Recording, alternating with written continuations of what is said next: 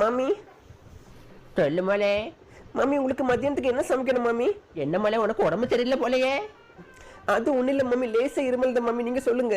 ஐயே, அப்ப நீ உட்கார போல, நான் போய் சமையல் செய்ய. பரவாயில்ல மாமி, நீங்கள் ஏன் கஷ்டப்படுறீங்க? நீங்கள் சீரியல் பாருங்க, நான் இப்போ கிச்சனில் வேலையை பார்க்குறேன். சீரியலை எப்போ வேணாலும் பார்க்கலாம் போல, நமக்கு உடம்பு தான் முக்கியம். நீ வந்து இருமலை, நான் போய் உனக்கு மிளகு ரசம் வச்சு எடுத்துட்டு வரேன். இருமலுக்கு நல்லா இதமாக இருக்க போல, நீ வந்து இரு வா. அப்போ சரி மாமி.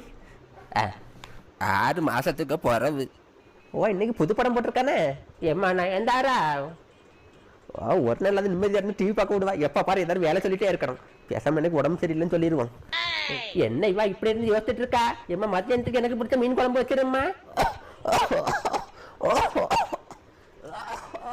என்னம்மா ஆச்சு? கொஞ்சம் உடம்பு சரியில்லை மாமி. பரவாயில்ல மலை, போய் மாத்திரை போட்டு போய் வேலையை பாரு போ. ரொம்ப முடியல, நான் 5 நிமிஷம் வந்துருந்து சீரியலை பார்த்துட்டு போய் வேலையை பாரு மலை. நான் போய் சீரியலை பார்க்கணும், என்ன தொந்தரவு பண்ணாத போ.